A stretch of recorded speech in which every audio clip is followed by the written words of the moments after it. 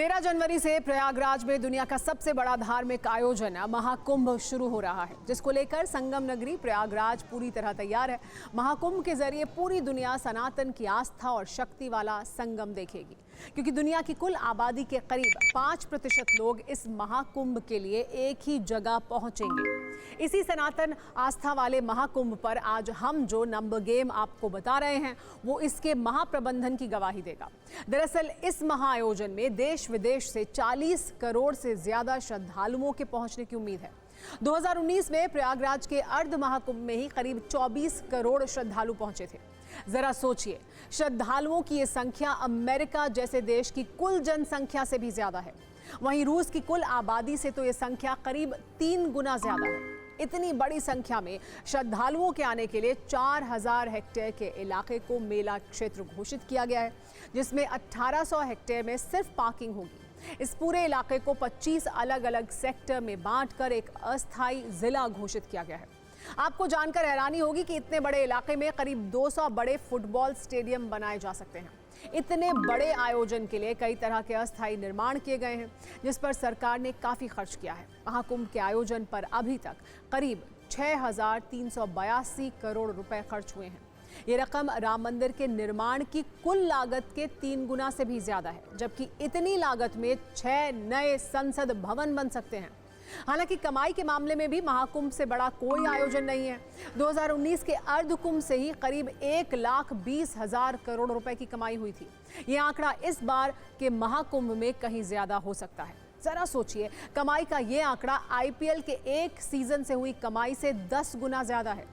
इन आंकड़ों से महाकुंभ की विशालता का अंदाजा तो लगाया ही जा सकता है, लेकिन महाकुंभ की सांस्कृतिक पहचान इनसे भी कहीं ज्यादा विशाल है। अब महाकुंभ की तैयारियां लगभग पूरी हो चुकी हैं। ऐसे में इन तैयारियों का जायजा लेने के लिए कई नेता प्रयागराज पहुंच रहे हैं। महाकुंभ की कवरेज पर TV9 की भी हाईटेक तैयारी है। बोट कॉन्क्लेव में साधु संत से लेकर सियासत के सूरमाओं से लगातार संवाद हो रहा है। उत्तर प्रदेश के डिप्टी CM केशव प्रसाद मौर्य और ब्रजेश पाठक भी TV9 बोट कॉन्क्लेव में पहुंचे, जहां उन्होंने कई मुद्दों पर बात की। डिप्टी CM केशव प्रसाद मौर्य और ब्रजेश पाठक दोनों ने संघ प्रमुख मोहन भागवत के उस बयान का समर्थन किया, जिसमें उन्होंने हर मस्जिद के नीचे मंदिर ना खोजने की बात कही थी। वहीं डिप्टी CM ब्रजेश पाठक ने कहा कि महाकुंभ हर किसी का आयोजन है। समाजवादी पार्टी और कांग्रेस के नेताओं को भी महाकुंभ आकर डुबकी लगानी चाहिए। TV9 के इस बोट कॉन्क्लेव में दोनों नेताओं ने और भी कई सवालों के जवाब दिए। इस पर आपको आइए एक रील दिखाते हैं।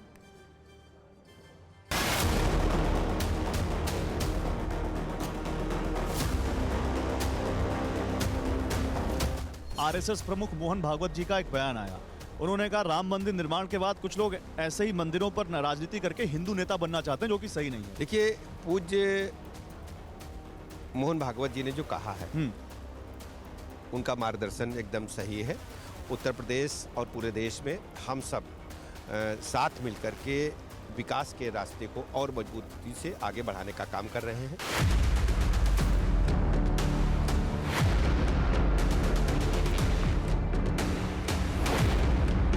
मैं राष्ट्रीय स्वयंसेवक संघ का स्वयंसेवक परम पूज्य सरसंघ चालक जी ने जो भी बयान दिया है, मैं उस पर कोई टिप्पणी कर नहीं सकता, लेकिन जब उनके द्वारा कोई बयान दिया जाता है तो देश में हर स्वयंसेवक बहुत सम्मान से सुनता भी है और उसका अनुसरण भी करता है।